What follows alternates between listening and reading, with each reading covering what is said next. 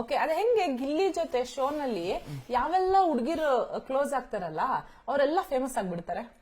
ಇಲ್ಲ, ಅವರಿಂದ ನಾನ್ ಫೇಮಸ್ ಆಗ್ಬೋದು ಅಂತ ಹೇಳ್ಬೋದಲ್ಲ. ಅಲ್ಲ, ನೀವು ಆಲ್ರೆಡಿ ಫೇಮಸ್ ಇರೋದಕ್ಕೆ ಅಲ್ವಾ ಗಿಲ್ಲಿ? ಹಂಗೇನಿಲ್ಲ ಮೇಡಮ್, ಅದೇ ಮೇಡಮ್ ಹೇಳೋದು, ಈಗ ನನ್ ಜೊತೆ ಇದ್ದ ತಕ್ಷಣ ಫೇಮಸ್ ಆಗ್ಬಿಡ್ತಾರ, ಅದೆಲ್ಲ ಸುಳ್ಳು ಮೇಡಮ್. ಅವ್ರ ಆಟ ಅವ್ರ ಆಡೋದಕ್ಕೆ ಫೇಮಸ್ ಆಗಿದೆ.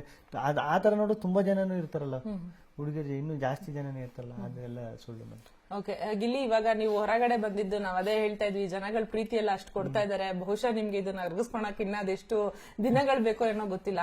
ಬಟ್ ನಿಮಗೆ ಏನ್ ಅನ್ಸುತ್ತೆ ರೀಸನ್ ಅಂದ್ರೆ, ಇದು ಬಿಗ್ ಬಾಸ್ ಒಂದೇ ಶೋ ಇಂದ ನಿಮ್ಗೆ ಇಷ್ಟು ಪ್ರೀತಿ ಬಂದಿರೋದಾ, ಅಥವಾ ನೀವು ಯೂಟ್ಯೂಬ್ ಡೇಸ್ ಇಂದ ಏನೆಲ್ಲ ವಿಡಿಯೋಸ್ ಮಾಡ್ಕೊಂಡ್ ಬರ್ತಾ ಇದ್ರಿ, ಆಮೇಲೆ DKD ನಲ್ಲಿ ಇದ್ರಿ, ಆಮೇಲೆ ಕಾಮಿಡಿ ಕಿಲಾಡಿಗ್ ಮಾಡಿದ್ರಿ, ಭರ್ಜರಿ ಬ್ಯಾಚಲರ್ಸ್ ಅಲ್ಲಿ ಇದ್ರಿ, ತುಂಬಾ ಸಾಕಷ್ಟು ಶೋಗಳನ್ನೆಲ್ಲ ಕೊಟ್ಟಿದ್ದೀರಿ, ಇದೆಲ್ಲವೂ ಸೇರಿ ಈ ಪ್ರೀತಿ ಸಿಕ್ಕಿರೋದ, ಅಥವಾ ಬಿಗ್ ಬಾಸ್ ಒಂದು ಶೋ ಇಂದ ನಿಮ್ಗೆ ಇಷ್ಟು ಪ್ರೀತಿ ಸಿಕ್ಕಿರೋದು ಅನ್ಸುತ್ತಾ?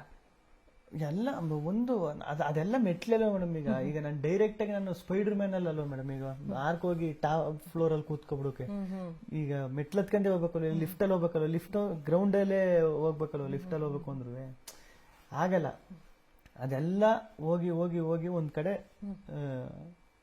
ಆಯ್ತದ. ಈಗ ಅಲ್ಲಿ ಕಲ್ತಿರೋದೆಲ್ಲನು ಎಲ್ಲೋ ಇಲ್ಲಿ, ಅದೇ ವೀಕೆಂಡ್ ಅಲ್ಲಿ ಹೇಳಿದ್ದು, ಅಲ್ಲಿ ಕಲ್ತಿದ್ದೆಲ್ಲನು ಇಲ್ಲಿ ಇನ್ವೆಸ್ಟ್ ಮಾಡಿದೀನಿ, ಅದಕ್ಕೋಸ್ಕರ ನಾನು ಉಳ್ಕೋಬೇಕು ಅನ್ಸುತ್ತೆ.